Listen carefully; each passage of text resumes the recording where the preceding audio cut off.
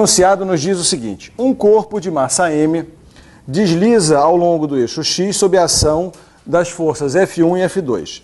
A força F1 é constante, e tem módulo igual a 5,0 newtons. A força F2 varia em módulo de acordo com o gráfico fornecido aqui.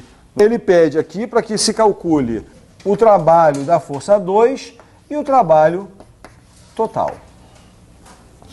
O trabalho da força 1, ele vai ser dado pelo produto escalar, né, da força 1 pelo deslocamento total sofrido pelo bloco, no caso aí. Então, nota o seguinte: o deslocamento do bloco ao longo de toda essa distância daqui foi de 3 metros, né? O deslocamento dele é de 3 metros.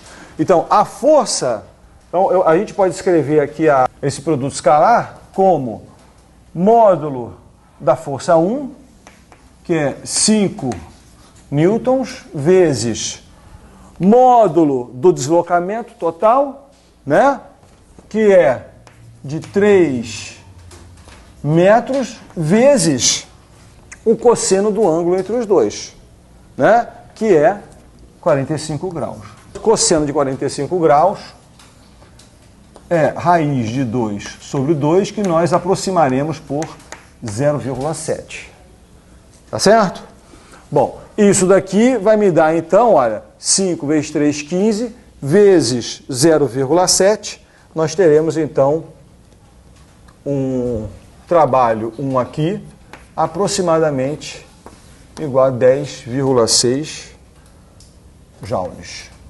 O trabalho da força 2, agora, nós temos que calcular o trabalho para uma força que não é mais constante. Então, essa expressão aqui, F escalar D, né?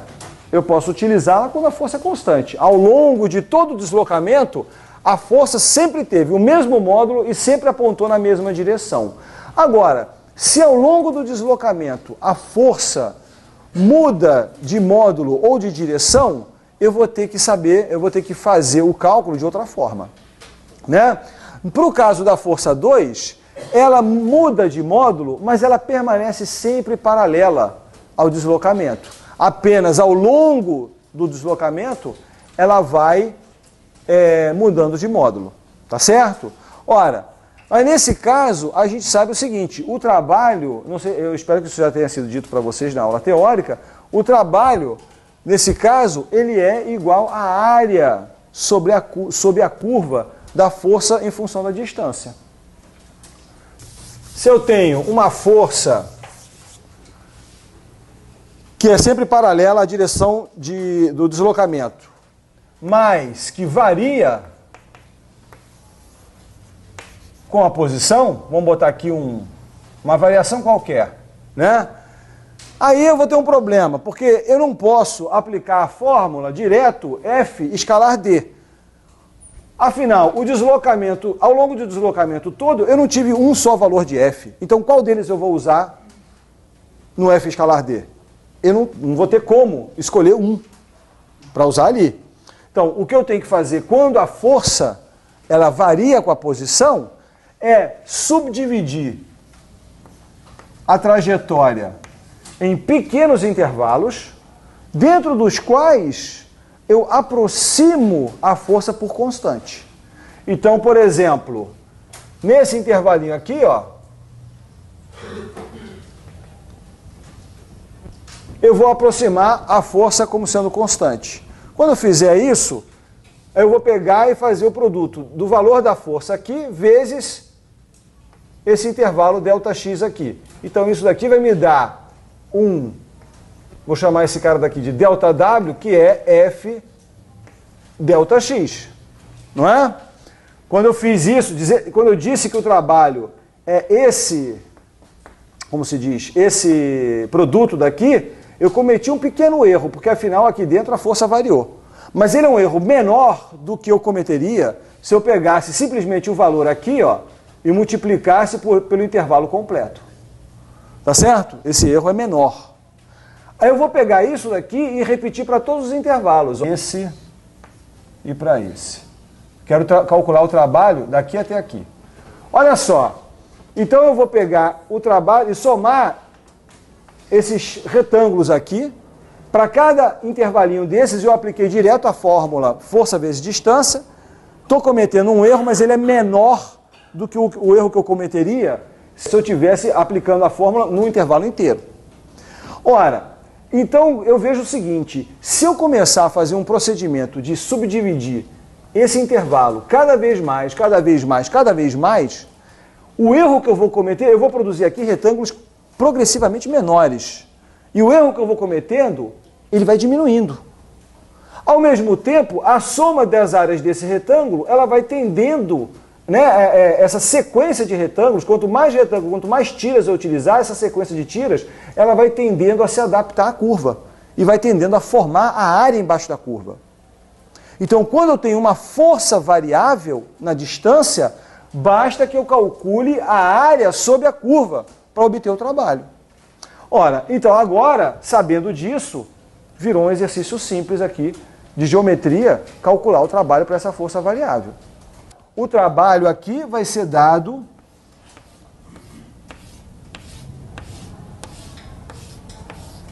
por essa área daqui. Então vamos calcular, né?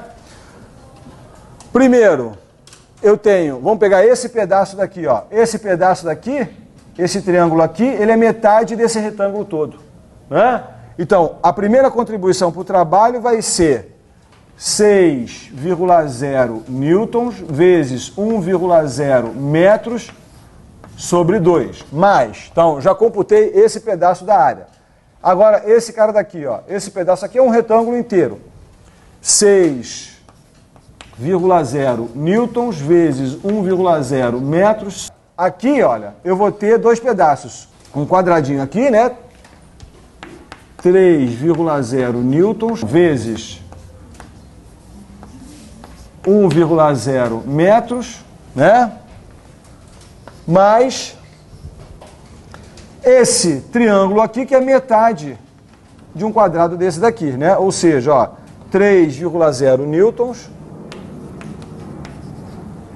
vezes 1,0 metros sobre 2. Pronto. Agora é só fazer uma conta simples, tá? Então, isso daqui me dá 3 joules mais 6 joules mais 3 joules mais 1,5 joules. Ou seja, o trabalho 2, ele vai dar 13,5 joules. Tá certo? Então, calculamos o W1, calculamos o W2 e, finalmente, o trabalho total, né? Ele vai ser só a soma W1 mais W2, o que vai dar para a gente o que aqui, ó, 24,1 joules.